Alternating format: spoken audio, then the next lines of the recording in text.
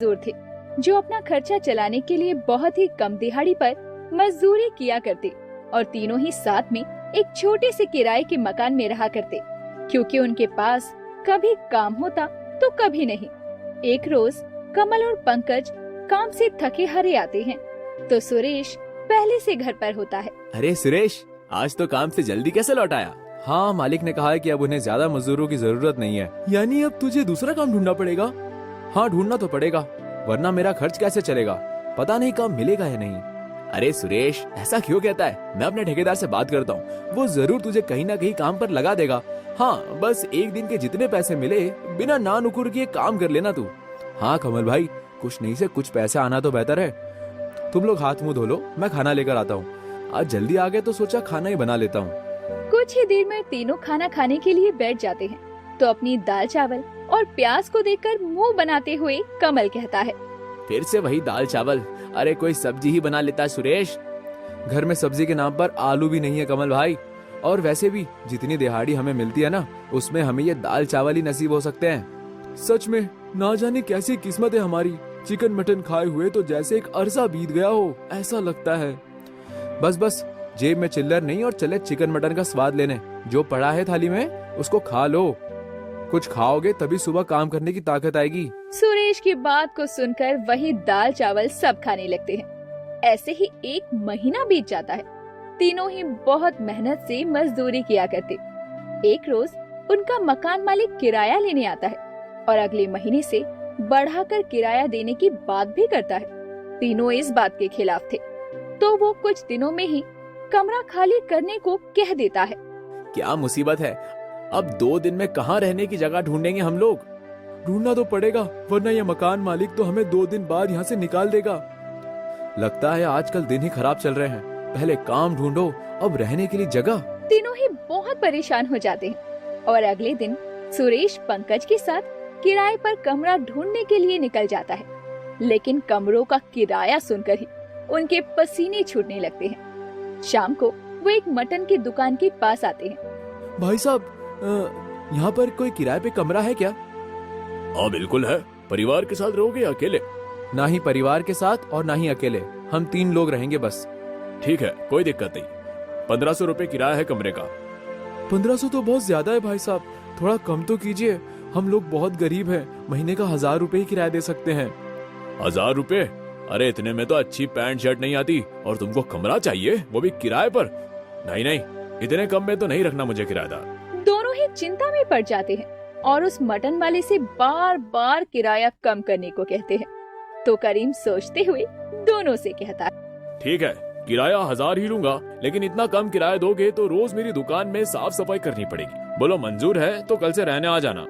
क्या कहता है पंकज, हाँ कहो कि ना? हाँ कह दे सुरेश भाई, वैसे भी इतने कम किराए में कमरा नहीं मिलेगा, और बात सफाई की है तो एक दिन मिलकर तीनों कर देंगे ना साफ सफाई।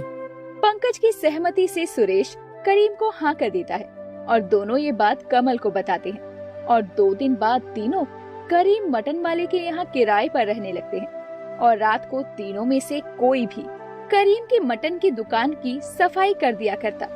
बात एक रोज की है जब करीम अगले दिन के लिए ताज़ा मटन लाकर दुकान में रख देता है। चलो सुबह का काम अभी हो गया, सही है, अब कल आराम से उठूंगा। करीम मटन को ढककर वहाँ से निकल जाता है। रात को कमल झाड़ू लेकर करीम की दुकान की सफाई कर रहा था तो सफाई करते हुए उसकी नजर एक बर्तन पर जाती है जिसमें मटन रखा था, जिसे देखकर उसके मन में लालच आता है। तभी वो एक पन्नी में कुछ मटन भरकर ले जाता है और अपने कमरे में आकर दोनों को मटन दिखाता है। अरे ये मटन तू कहाँ से लेकर आया? आज तुझे पूरे महीने के पैसे एक साथ ही मिल गए क्या? हाँ, और मटन खरीदने की क्या जरूरत थी? ये तो बहुत महंगा पड़ा होगा तुझे। चुप करो तुम दोनों। अरे ना ही ये मटन मुझे महंगा पड़ा और ना ही मैंने इसके पैसे दिए हैं। मतलब तुझे ये मटन फोकट में मिला है क्या? ऐसा ही समझ ले, ये मटन मैं करीम की दुकान से लाया हूँ, उसने एक बर्तन में रखा हुआ था। यानी तू मटन चोरी करके लाया है? ये तूने ठीक नहीं किया कमल। अरे इतने सारे मटन में से थोड़ा बहुत अगर गायब भी हो गया तो क्या दिक्कत है? और वैसे भी आज बहुत मन हो रहा है मटन खाने का यार। हाँ, अब तू लेकर आया है तो मेरा भी मन कर रहा है खाने का। अरे लेकिन ये ठीक नहीं है।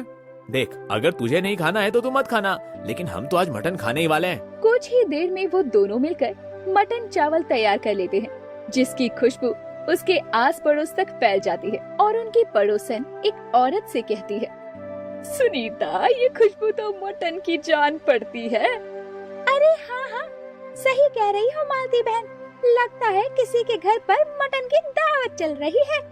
अरे दावत से याद आया, करीम भाई के घर पर 3 मजदूर किराए पर आए हैं, जरा उन्हें खाना दे आओ। बेचारे मोहल्ले में नए हैं, पता नहीं खुद से बना भी पाते होंगे कि नहीं। अरे क्या बात है मालती, तुम किसी के बारे में इतना कैसे सोचने लगी? अरे तुम्हें तो कुछ बताना ही बेकार है।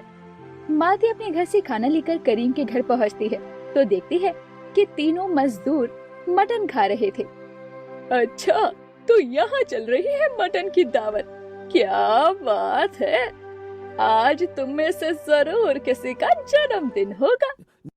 जन्मदिन? हाँ हाँ हाँ, जन्मदिन है तभी तो मटन खा रहे हैं, वरना तो हम गरीब दाल रोटी में ही खुश रहते हैं। वैसे आप यहाँ अचानक कैसे? अरे वो मैंने सोचा कि तुम तीनों को खाने की जरूरत होगी तो खाना ले आई थी, पर यहाँ तो पहले से ही मटन की दावत चल रही है। कोई बात नहीं, हम आपका लाया हुआ खाना भी खा लेंगे, आपने इतनी प्यार से बनाया होगा। लाइए मुझे दीजिए। कमल मालती के हाथ से खाना ले लेता है और मालती के जाने के बाद तीनों साथ में उस खाने को भी चट कर जाते हैं। अब इस तरह रोज दुकान की सफाई करते हुए तीनों थोड़ा थोड़ा मटन चुरा लिया करते और रोज बनाकर खाते। एक रोज करीम सुबह दुकान पर आता है तो उसे मटन बहुत कम नजर आता है। कल तक तो मटन ठीक ठाक था, अभी ऐसा क्यों लग रहा है कि कम हो गया हो? तभी वहाँ से गुजर रही मालती करीम से कहती है, अरे कैसे हो करीम भाई, और कैसा चल रहा है काम धंधा? ठीक ही चल रहा है मालती बहन, बस महंगाई के कारण मटन के दाम थोड़े और बढ़ गए हैं। अरे क्या बात कर रहे हो करीम भाई, आपके वो 3 मजदूर जो किराए पर आए हैं, जिस दिन से आए हैं मटन बनाते हैं, मुझे तो लगा जरूर मटन सस्ता हो गया होगा। मटन? वो तीनों मटन खा रहे थे? अरे बिल्कुल, एक दिन नहीं, मैंने तो कई दफा उन्हें मटन की दावत को चिटकारे लेकर खाते देखा है। अब मैं चलती हूँ, बाजार जाना है। मालती इतना कहकर वहाँ से निकल जाती है। उसके कहने पर करीम को शक होने लगता है। रात को सुरेश उसकी दुकान की सफाई करके रोज की तरह एक पन्नी में मटर लेकर बाहर निकल रहा था। तभी दुकान के बाहर करीम उसे पकड़ लेता है। करीम भाई, आप यहाँ? हाँ मैं तो गरीब मजदूर मटन खा रहे हैं, वो भी मेरी दुकान से चोरी करके। करीम भाई, वो ऐसा नहीं है, वो तो मैं वो रंगे हाथों पकड़े जाने पर सुरेश के पसीने छूटते हैं। उसी समय वहाँ पर कमल और पंकज आ जाते हैं तो पूरे मोहल्ले के सामने करीम उन तीनों की बहुत बेइज्जती करता है। एक तो कम किराए पर इन जैसों को कमरा दिया, लेकिन ये तो मेरा मटन चुरा कर ही अपने खाने का जुगाड़ करने लगे। ना जाने कैसे बेशर्म लोग हैं। अरे हाय दैया, तभी मैं कहूँ कि ये गरीब मजदूर आखिर रोज रोज मटन खाते कहाँ से है। अरे हाय हाय हाय, इतनी शर्म की बात है। हाय करीम भाई, हमसे गलती हो गई, हमें माफ कर दीजिए। आप जो सजा देंगे हमें मंजूर है और हम आज के बाद कभी ऐसा नहीं करेंगे। करोगे तो जब तुम यहाँ रहोगे। अभी के अभी अपना बोरिया बिस्तर समेट और निकलो मेरे घर से। तीनों ही हाथ जोड़कर करीम को उन्हें घर से ना निकालने के लिए कहते हैं, लेकिन करीम गुस्से में उनकी एक नहीं सुनता और तीनों रात के समय ही अपना सामान लेकर सड़क पर आ जाते हैं और अपने किए पर उन्हें बहुत पछतावा होता है।